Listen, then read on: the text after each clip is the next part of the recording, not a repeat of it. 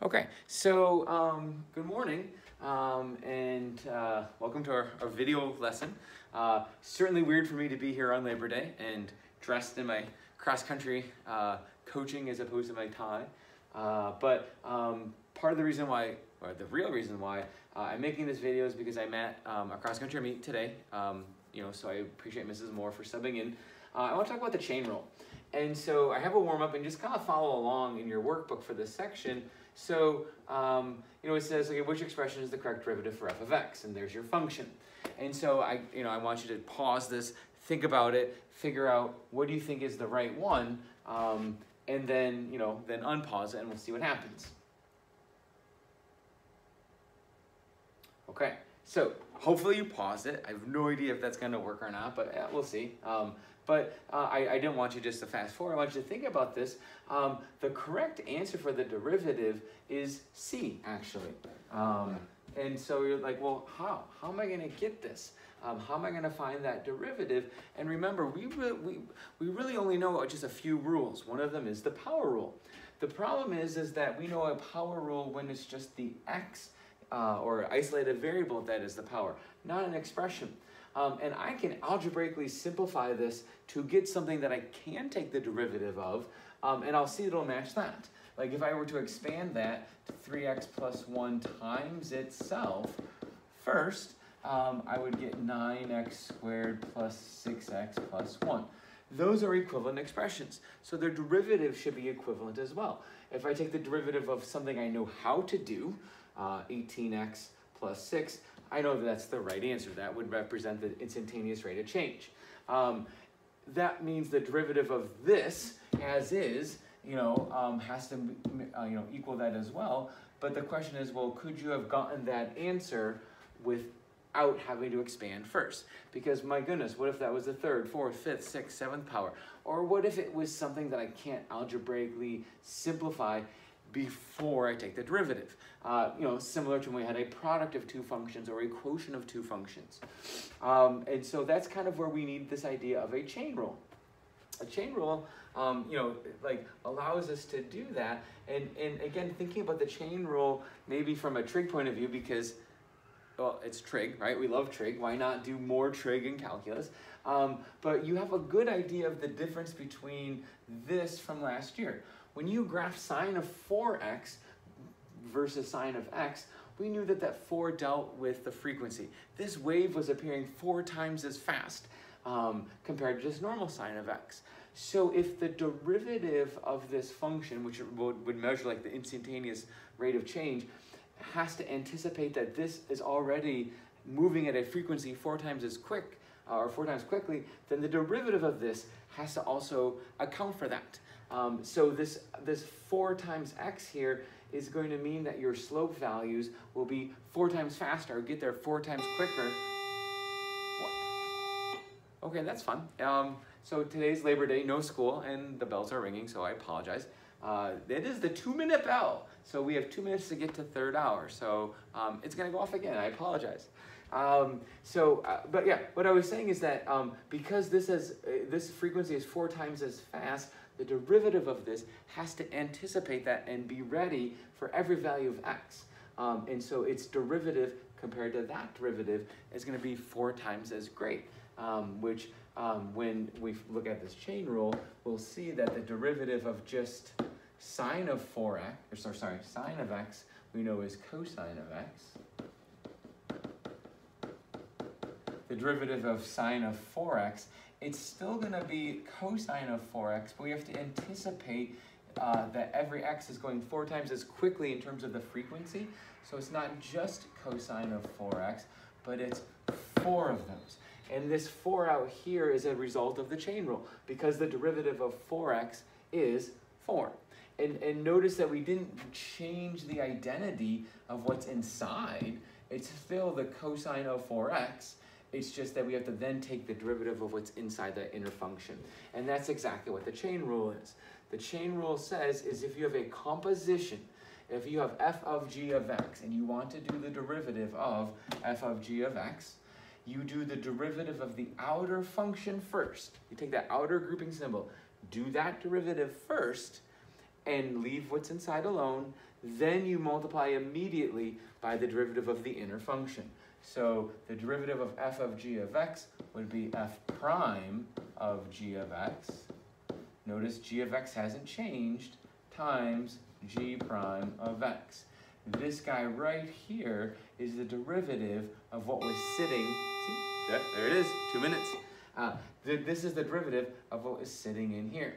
And if you go back up to our warm-up, and we say, okay, I have 3x plus 1 squared. So if I treat 3x plus 1 as like a super variable almost, like 3x plus 1 squared, I can think, okay, I don't care what's underneath my hand. Anything is a quadratic, its derivative, the 2 comes in front, following the power rule, drop it down by 1 power. So then the 2 would come down, and you don't change what's inside, and you bring it to the first power. But then, because we saw that as a grouped variable, we must take its derivative. And the derivative of 3x plus 1, just the inner piece is 3. If you simplify, 3 times 2 is 6, and distribute that 6 into 3x plus 1, you do get 18x plus 6. You can get the derivative, which we said was this, answer choice C, without having to expand. You do what is called the chain rule. And I put a hint here where I drew this work. Look for grouping symbols. Look for a function that could easily be embedded in another function. Trig functions work great. Powers work great. Square roots work great, which I guess in theory is still a power. And to throw in a little bit of grammar, watch for the preposition of or to, right? It's the square root of this. It's the sine of this. It's this to the power. So if you're completing that prepositional phrase, that's probably a chain rule. So there, not even at class today, and I get another, a free grammar lesson. Or maybe not free. You should know your prepositions. Okay, so again, some practice, right? Try working these out and following along, or maybe pausing the video and then see if you get to the right answer. But anytime you have a derivative, you identify, a function, you identify what's the outer function and then what's the inner function. But don't change the identity of the inner function. If I'm doing sine's derivative, the derivative of sine is cosine. I can't change the identity of what I'm taking the derivative of. Then I can say, okay, well, what's inside cosine? Oh, x squared. The derivative of x squared is 2x. The 2x's derivative comes after you've done the derivative of sine, which is cosine. And students sometimes want to take the derivatives prematurely. They want to say, oh, it's cosine of 2x. You can only do one derivative at a time. You do the derivative of sine, which is cosine, can't change the identity of what's inside there, then you can immediately multiply by the 2x. And if you want to put the 2x in front and call it 2x times cosine of x squared to avoid a little bit of the ambiguity, that's fine. Or use your parentheses very clearly. Okay? Again, cosine of 5x. I don't care what that 5x is. It could be cosine of an elephant, if that was possible to take the derivative. The derivative of cosine is negative sine. So dy dx is negative sine of whatever was there. It was a 5x, great, so it stays a 5x, and then immediately, since we have a linear function 5x, multiply by its derivative of 5. And again, you could bring the 5 in front. So negative 5 sine of 5x. Parentheses. Okay. Yeah, that's terrible. I apologize for the handwriting in that. I'm so sorry. Again, try some of these examples, and you could follow me. You could pause the video. All of these have grouping symbols. So I see something to the 5th power. So that's my outer function. So I'm going to immediately take the derivative of anything to the 5th power. So it's 5 of that something to the 4th power. And that's kind of a nice way to think about that structure. It doesn't really matter what's inside. It's something to a 5th power. Its derivative is 5 of that something to the 4th power. And what was that something? Oh, 4x minus 1. And immediately then we multiply by its derivative of 4. And here I can simplify. Let's make that 20 quantity 4x minus 1 to the 4th. Okay? And that's obviously a lot quicker, more efficient than expanding a 5th power binomial, then taking derivative term by term. Okay? Here, same thing. So the derivative of this function, the 3 is, right, that's our outer function, it's the cube. So 3 times 2 is 6 of that something squared. And what is that something? It's 6 minus x. We can't change the identity of what we're taking the derivative of. And this is sort of like a sneaky chain rule, because what's the derivative of 6 minus x? Negative 1. So we have this extra negative 1 that we probably should put as a coefficient here. So negative 6 minus x squared. Now here's the thing. Some of you are going to get really good at the chain rule. And you might anticipate that chain rule as like, oh, I know this, my final derivative is going to be negative because I know the derivative of negative x is going to be a negative 1. You could accommodate for that, you know, in one step, that's fine. Just make sure you're taking the derivative of every interior function. Okay? Square roots, you know, whether you think of this as the 1/2 power or just think of it as the grouping symbol square root, the derivative of a square root is 1/2 of those roots. Remember, the 1/2 power comes down, it becomes negative 1/2, which we throw the square root in the bottom. If you can get to this step without thinking powers, that's fine. Cannot change the identity, so it's x squared plus 7x, but then immediately you take the derivative of what's inside. So the derivative, which is 2x plus 7, a quadratic function. You know, and if you want to clean it up by just putting that in the numerator, that's fine. You know, just there's nothing that could really be simplified. You could rationalize it, but again, maybe for today's lesson, I'm okay with it being unrationalized because I'm focusing on the chain rule, like grouping those symbols together.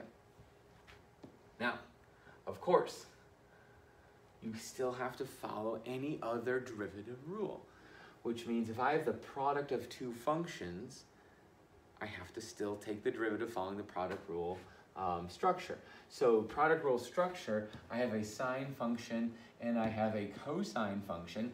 It just happens that within each of those, I also have another linear multiple here. So when I do the derivative of a function, you must do the chain rule. When the other function is not taking the derivative, you don't multiply by the chain rule. So if I do the derivative of sine, the derivative of sine is cosine of 3 theta. Can't change the identity. Immediately multiply by 3, which is the derivative of 3 theta. You leave cosine of 6 theta alone. And even though there's a 6 theta here, because I never took the derivative of cosine, I don't do a chain rule for the 6. So I leave it like that. Plus, because we're obeying the structure, right? The structure says do the derivative of 1, leave the other function alone. Plus, now they switch roles. So now I'm going to leave the first function and do the derivative of the second function. So leaving sine of 3 theta alone. And I'm not doing a chain because I didn't do the derivative of sine. The derivative of cosine is negative sine of 6 theta. But then, since I did the derivative of the cosine function to get negative sine, I must immediately multiply by that chain rule, 6. And this I can clean up a lot.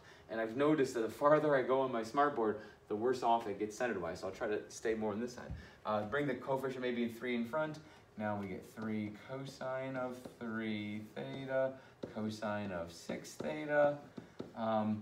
There's a negative and a 6, so minus 6. Sine of 3 theta, sine of 6 theta. And I know what you're thinking. Man, this looks so familiar to honors pre-calc last year, right? Like with the cosine sine.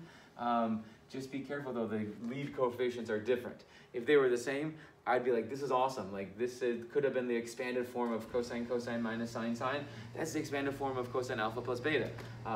Just different coefficients, but that's still pretty cool.